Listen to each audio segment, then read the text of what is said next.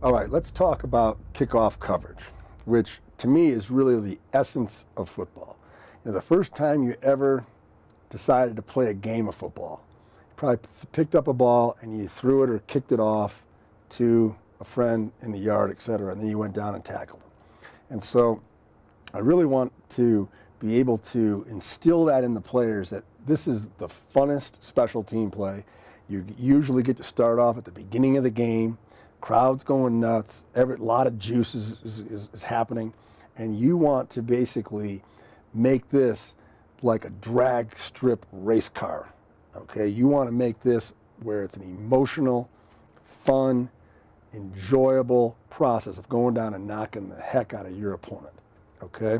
So, as far as from a philosophical standpoint, we have got to have great effort. Okay? We have got to have tremendous effort in that you want to have effort mentally in understanding the get off of your kicker. You want to understand the different vertical field zones, when you need to avoid, etc. But more than anything, you got to have tremendous effort. You got to have a great attitude. You have to have a great attitude. You have to run. You have to be able to practice this running full speed.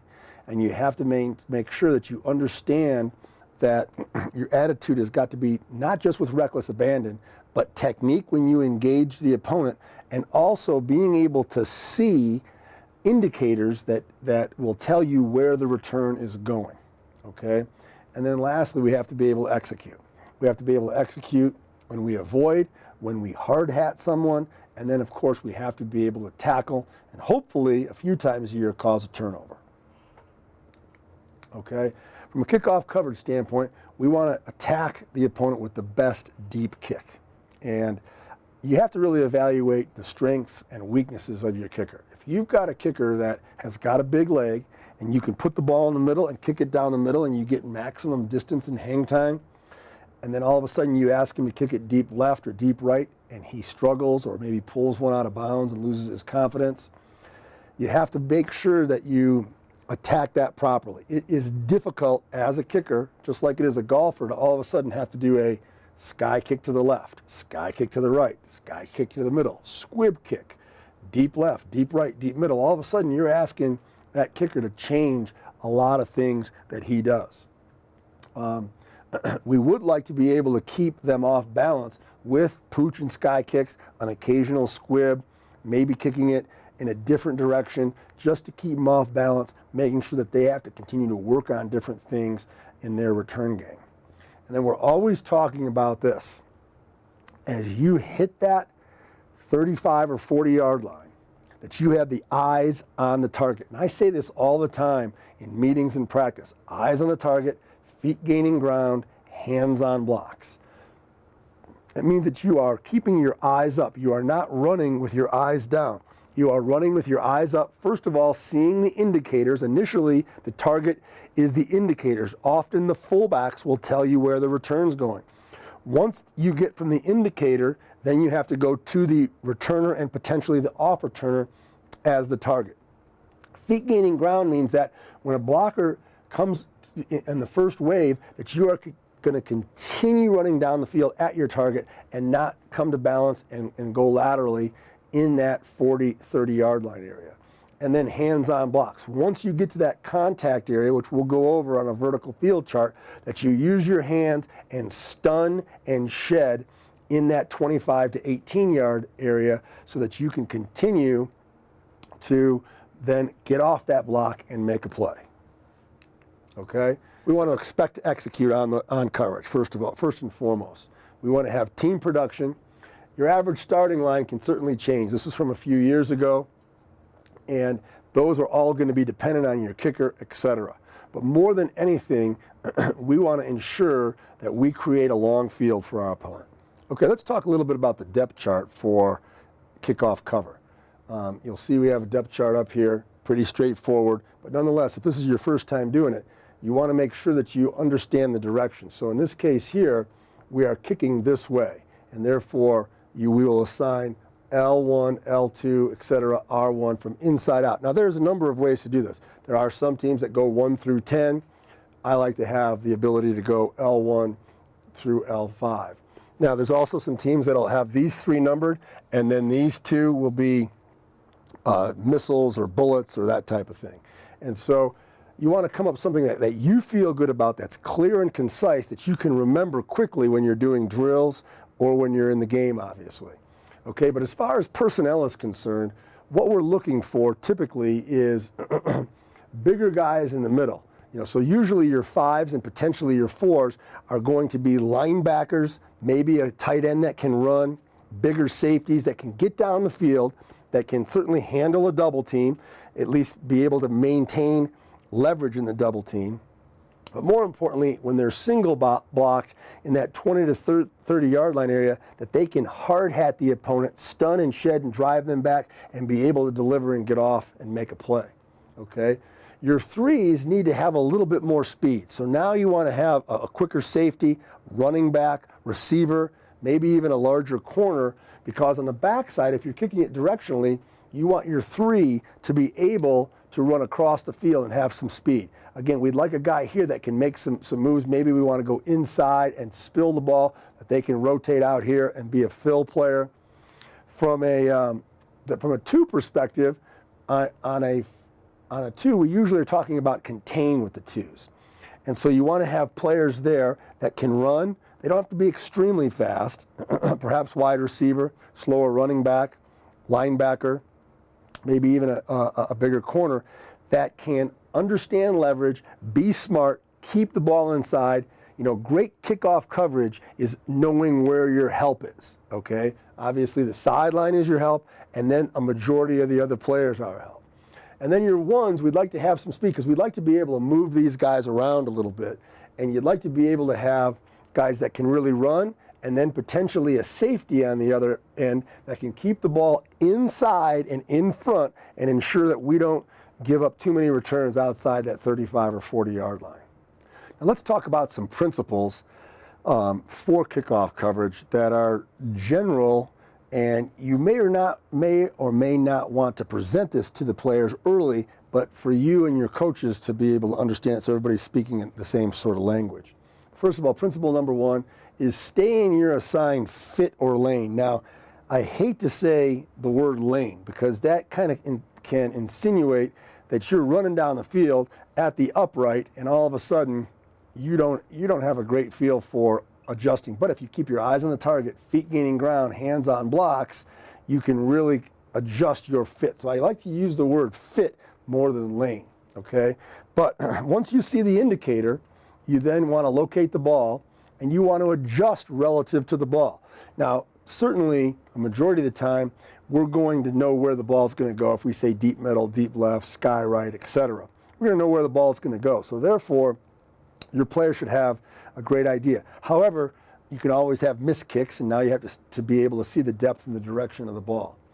We don't want to cross the ball. So therefore, if in the previous diagram, if you were the 5 running down the field here, what that means is that as the ball's coming here, we don't want to cross over. We want to basically play that ball inside out, okay?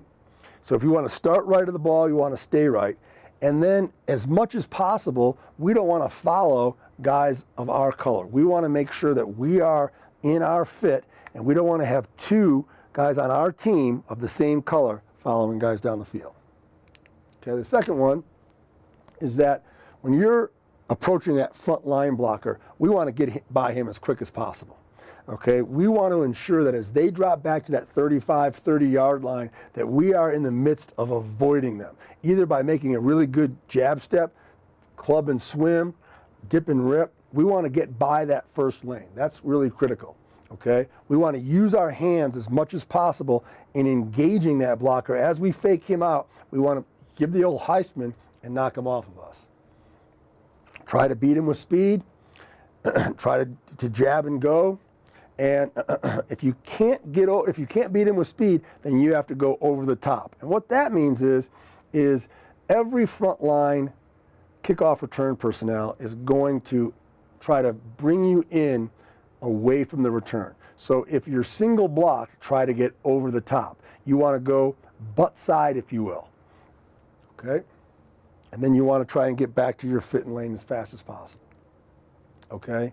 Now, when you're taking on, once you get into that contact zone, when you're taking on a blocker within 10 yards of the ball, we want to be very physical. We call this the contact zone, and we want to hard hat that man by stunning and shedding and giving yourself a two-way go. We don't want to commit to one side and then allow that returner to set up that block. So stay square as much as you can. This usually happens in the high school level in between that 30 and 20-yard line. Use your hands, control the blocker as much as possible. Okay, the fourth principle is just talking about coming to balance, not overrunning the ball, not ever running behind the ball. Even if you're the fastest player on the team, if you're going to take an angle to go for it, you need to make the play and get your head in front of the returner. Otherwise, we want to keep the ball inside and in front. Now, given the fact that there's only two-man wedges at this time in college football and high school football, you don't ever want to give yourself up one for one. If you get double teamed, it's okay to give yourself up, but we want to keep those two blockers occupied. You don't want to get into a situation where you kind of give up in the double team and another player can sift up and block one of your teammates. Now, one of the first things I'll tell the kickoff cover team or all special teams player is there's no crime in getting knocked down. It is the ability to pop up like it's a hot stove. You want to get up quickly. There's countless film clips of guys who've been knocked down, they pop up and they make the tackle, or they may even cause a turnover. We have to have relentless pursuit, and we want to be able to evaluate the returner to ensure that if we have an exceptionally fast returner, that we adjust our pursuit angles so that we can ensure that we can, if you are on the backside, that you can make a touchdown saving tackle. Great get off, eyes inside to see the ball. May sound fundamental, but it's amazing how sometimes kids will not be looking at the ball as they approach, okay? We want to try to determine the scheme by the 50 or the opponent's 45-yard line, meaning that we have to be able to see the indicators, see those fullbacks and where they're moving so that we can really understand what the return is, okay? Again, we talked about the crosses before. We want to try to hit that 34-yard line when the ball is caught. So one of the measuring tools that we will use is if we get a kick that's about a 3.9 hang time, can our aggressive kickoff cover players, not the contain guys, not necessarily the safety, can they be inside the 35-yard line, 34, 30-yard line when the ball is caught? That really shows you you're having some great speed down the field in that avoid zone and can really help you. And now let's talk a little bit more about the zones as far as kickoff cover is concerned. Again, we're going to keep our eyes on the target, feet gaining ground, hands on blocks. But we're going to get off in this area. So we know that from the 40-yard line in high school, 35-yard line in college, that we have to have great timing. Now, there is no reason to be offside on a kickoff cover. First of all, your players have got to then run another 50, 60, 70 yards, okay? So we want to be at the 39.5-yard line. We want to be at the 34.5-yard line, not even close to the restraining line as you time that up with the kicker. We can make it up. In the vertical zone, we are trying to run as fast as we can. We want to have great forward lean, good running technique, eyes up so that we can see the indicators and see the target, okay? Now, in that avoid and contact zone, first phase is avoiding that front line blocker. When you get into that 7 to 10 yard line area from, or 7 to 10 yards away from the returner, you want to stun and shed and get off blocks. And then obviously you've got to be able to make the tackle. Now, we don't need to have blow-up shots on kickoff cover. We want to get the player to the ground. The second man in can get the shot, okay? The other thing is as we're pursuing, there is no reason to run ever behind the returner, unless you absolutely are coming from the backside and you know you can take a shot and make the play. Because we want to keep the ball inside and in front as much as possible so that we can funnel the ball to the tackler. Okay, it's very important that as the special team coordinator, the head coach, that you really obviously understand the rules, but then obviously are able to convey them to the players. So first of all, we want to be onside, whether it's the 30-yard line, 35 or 40-yard line. Okay, the opponent can fair catch a kickoff. So we want to be cognizant of that, especially if it's a surprise onside kick, a shorter pooch kick where you may have a defender there. Once the ball has traveled 10 yards, it's a free ball. If the opponent touches that ball inside that area on a surprise onside kick or a game-ending surprise kick, it's also a free ball. And then after a safety, the ball can either be punted or kicked from the 20-yard line. All right, and so you want to basically then move your alignment accordingly just by simply moving up 15 yards or back 15 yards, depending on the penalty, if it's against us or against our opponent. Now, as far as the huddle is concerned, really believe that it's great to be around the 30-yard line, off the sideline, around the numbers area. We want to make sure that we get the count. And one thing, just as a tip, if the official is there saying, hey, you need to get out, make sure that you get all 11 guys and that they get the call. Don't necessarily abide by the official who's saying, hey, you got to get your kickoff team out there. If you can't find a guy, you only have 10 players, or if you have a lengthy call that you want to get out, okay? And then once you break that huddle, you want to break that huddle with some juice. You want to get everybody out there, and we want to run out to the T area and get ourselves to line, okay? And then most importantly, kickoff coverage is about enthusiasm, about juice, about having great effort and attitude, and is the essence of football. So make sure that you are in that mode. No matter what's going on in the game, that you have a lot of excitement and a lot of care factor as it pertains to this particular play at this particular moment.